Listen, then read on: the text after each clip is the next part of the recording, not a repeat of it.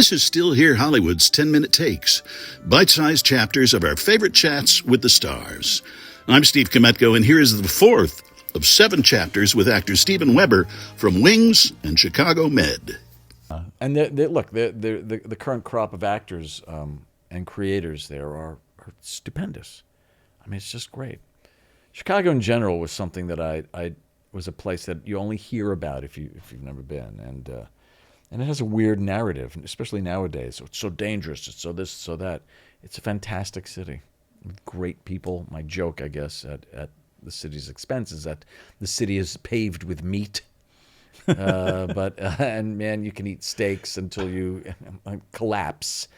They're good steaks, but still, I think they need a few more Whole Foods markets, something. Whole paycheck. Whole paycheck. Yeah. Or my friends used to call it the food hole. The food hole. Speaking of famous people you've encountered, are there some talents that are no longer around that you wish you could have worked with? Oh, gosh. Yeah. I mean, I actually spend a lot of my time watching, I guess, old movies that they call old movies. I rarely watch new television shows. And just recently I was watching The Hustler with Paul Newman and Piper Laurie and George C. Scott. And I wish was Jackie Gleason in that? Jackie Gleason. I mean, Jackie Gleason was brilliant in it. But the thing that I really would like is one day to have a director who kind of knows how to use me. In other words, I'm the perfect cannon fodder of an actor. You tell me what to do, I'll do it. I'm not so good at kind of generating my own genius. You know, I'm a pawn, and happily so. But we all hear of these, whether it's the kind of De Niro, Scorsese dynamic or relationship, something like that, or von Sternberg and Dietrich, whoever it is.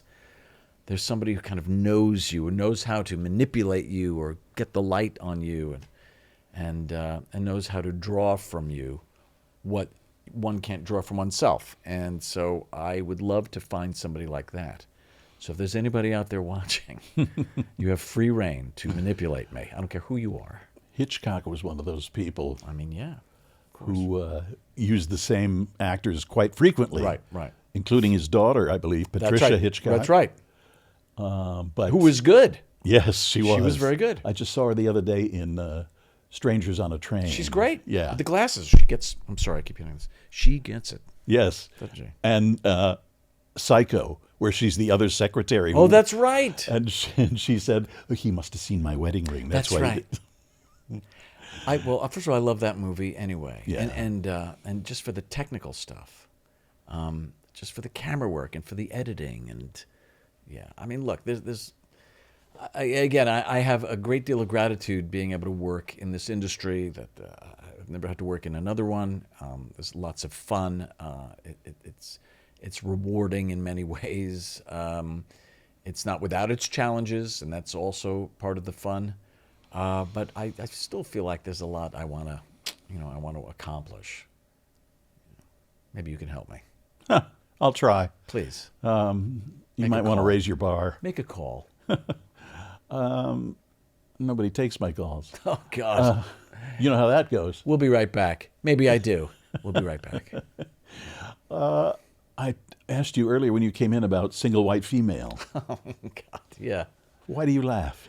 Why do I laugh? Because it's such a cool film. It's a real genre film. It's a real 80s thriller, I suppose.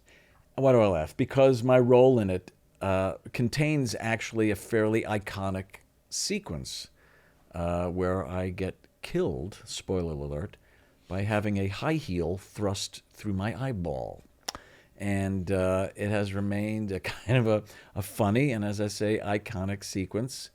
And it falls into the category of me watching, of being difficult for me to watch right now with my long hair and my kind of presumptuous, kind of young, brash idiocy. And I was cast in a lot of those roles doing that same thing. The jerk, affable, womanizing dickhead. And so it's hard for me to watch that, but it's a fun movie. I mean, It's a real genre thriller. Why were you watching it? I'm trying to remember. I think maybe because I thought I was going to be interviewing Okay. you and I wanted to refresh my memory. But I remember it being a good movie. I remember being in the theater when she takes her stiletto.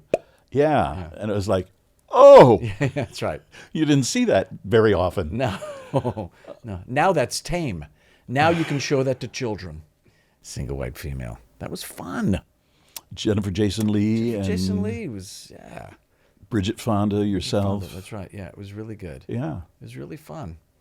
It was good. It was fun and it was good. Yep. And violent. And sexy and weird and, it was beautifully shot. It was a film. I mean, that's why it's so much fun. It was really great.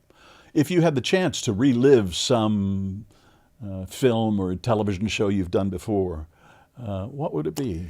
It would probably be the Shining miniseries that I did for ABC. There was 3 nights of miniseries of The Shining, Stephen King's Shining. He was famously unhappy with Kubrick's version of it, while being able to acknowledge that it was a great, classic, fantastically made film. It wasn't his Shining. It was Stanley Kubrick's Shining. And so he and the great director Mick Garris decided to do something that was faithful to his book, his story. And the only place that they could do that would allow them to do it, ironically enough, was TV, which would give them the time to do it. And King was at his height. I don't know if he's ever left No, the I don't height, think so. but he certainly was, height of popularity back then. And I think it was 1995. And I was fortunate enough to get cast as Jack Torrance, famously played by Jack Nicholson in the Kubrick film. And the difference between the miniseries and the Kubrick film was that there was a real trajectory and real arc in the characters and all the development of the story.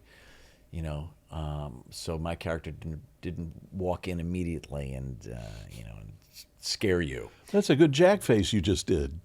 Yes. It's just sort of like, Very good. yeah, Wendy, and Rebecca De Mornay was in it. She was amazing, and it was pretty decently received. I think people still, on many levels, prefer Kubrick's slicker, scarier, more iconic film, but the King faithful actually prefer the miniseries that we did.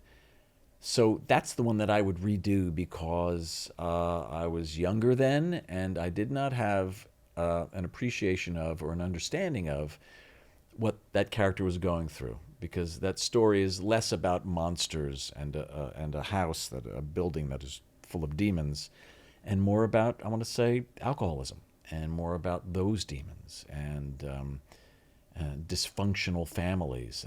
And as the years went on, after that movie, I was able to understand those things much better.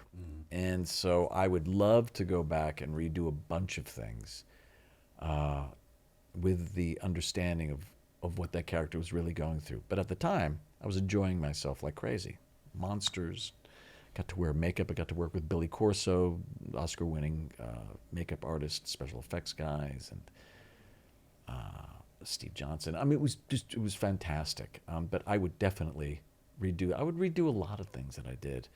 I was lucky, and I guess I was able to get hired for certain reasons, but I had a very limited understanding of what I was doing a lot of the time, and I was skimming. I wanted to go deeper.